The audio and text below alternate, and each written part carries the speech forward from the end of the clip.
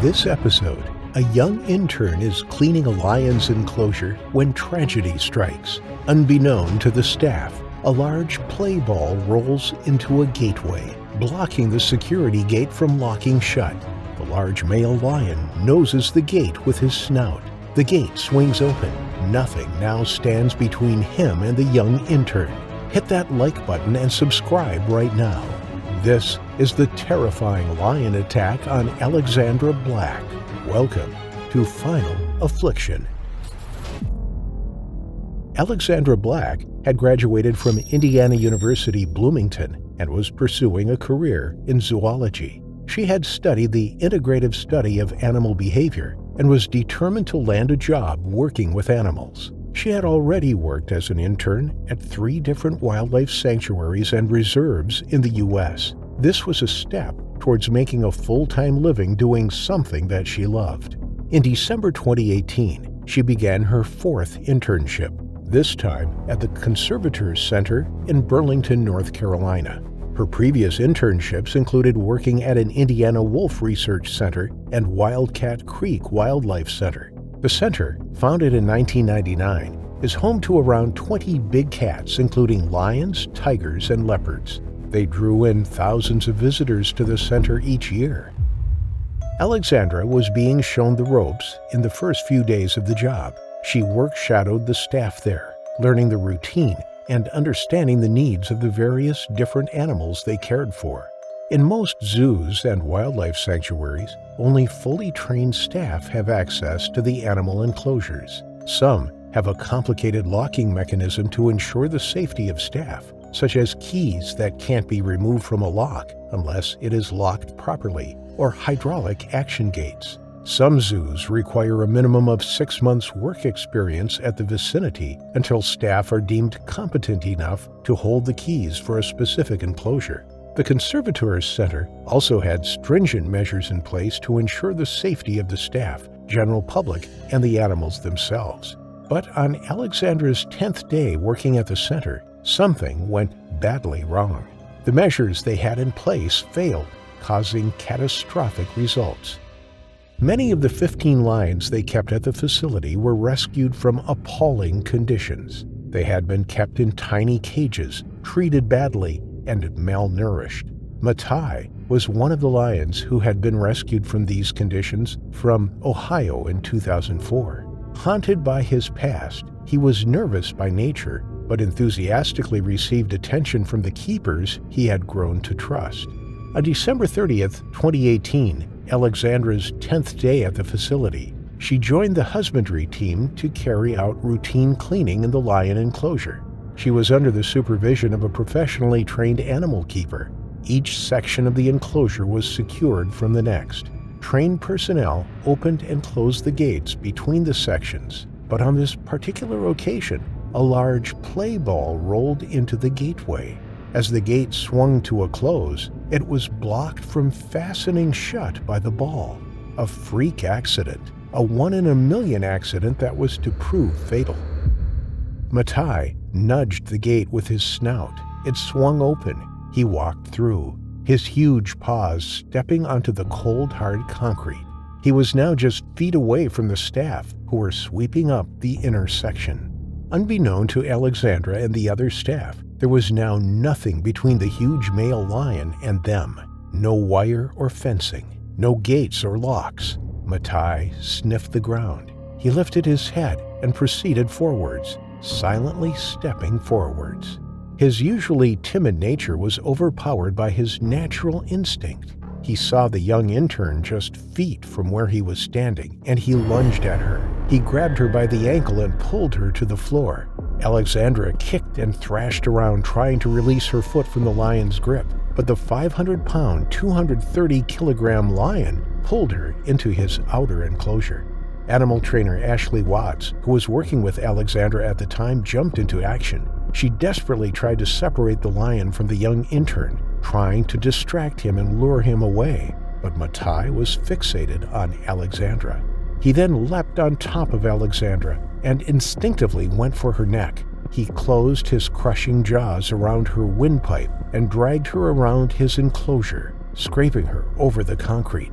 Alexandra was still alive at this point. Her colleagues screamed and shouted at the lion and immediately called for backup. Ashley Watts ran for a hose pipe and powered it at the lion, but to no avail. Matthai was not budging. Soaking his face, aiming at his eyes and his snout, he didn't flinch. By now, Alexandra was bleeding profusely from the neck. The lion's 3-inch, 7-centimeter canines had cut deeply into her flesh, severing her arteries and fracturing her spinal cord. But Alexandra had fought back. Despite the incredible power of the 14-year-old lion's bite and being dragged around the enclosure by her neck, the young intern put up an impressive fight. She had punched and pulled, scrabbled and hit the lion with her arms as she began to lose consciousness. The autopsy report shows remarkable defensive wounds on Alexandra's arms from fighting back. She fought until the end. Matthai readjusted his grip, puncturing Alexandra's skull, and his claws dug into her shoulder, chest, and back. The young woman, who had dreamed of working with these animals for so long, now lay limp in the captive lion's enclosure. Through no fault of her own, she had lost her life that day. There was nothing anybody could do to try and get to Alexandra before it was too late. The attack had been rapid, it had been brutal, and the severe injuries Alexandra had sustained were inflicted in a matter of seconds. The Caswell County Sheriff's Office responded to the distress call. Its deputies arrived just before midday. Upon arrival, they noticed a lion running around inside an enclosure with several people running around the outside of it. One of the police officers grabbed his 12-gauge shotgun from the trunk of his patrol car and ran over to the commotion. The center was ill-prepared for an eventuality like this. There were no tranquilizers near the lion's enclosure, and the staff were desperately trying to usher the lion back into his indoor pen, but it wasn't working. To the officers that arrived on scene, it looked like chaos. The lion was not listening to his handlers, and he continued to pace around his enclosure, preventing anyone from getting close to Alexandra. Even when the tranquilizer darts finally arrived on the scene, one gun jammed and they had to run about, trying to find another.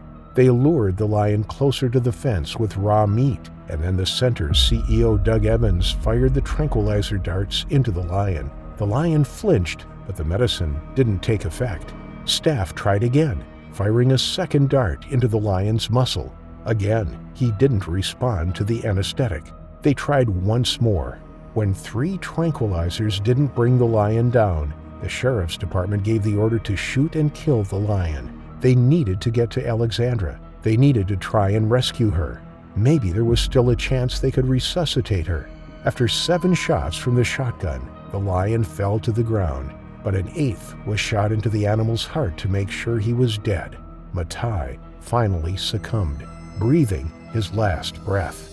It is hard to imagine that captive animals can deliver such devastating damage, having never set foot in the wild. But the fact of the matter is that these animals are still technically wild. They still have thousands of years of natural instinct within their DNA. That hunting instinct is still strong. Even those born and bred in captivity can turn on their keepers without warning, having spent years within a familiar environment. The Conservators Center in Burlington had been inspected just months before Alexandra's fatal attack. In April 2018, the U.S. Department of Agriculture found nothing of concern or out of compliance. There had been no workplace safety complaints made by employees at the center. An earlier inspection in 2017 also found the facility to comply with all safety regulations and procedures. It seems that this was an accident, a tragic and freak accident with no one to blame. Known by her friends as Alex, following her death it was obvious how much of an impact she had on people's lives. Her passion for animals and conservation were clear through her work, and her colleagues were always impressed by Alex's hardworking ethos. She had an unrivaled enthusiasm for the job and a permanent smile across her face that lit up any room she walked into. The death of anyone so young is tragic, but losing a passionate conservationist like Alex was a loss for the entire zoological and conservation community. The amazing person that she was will always shine brighter than the terrifying lion attack that led to her final affliction.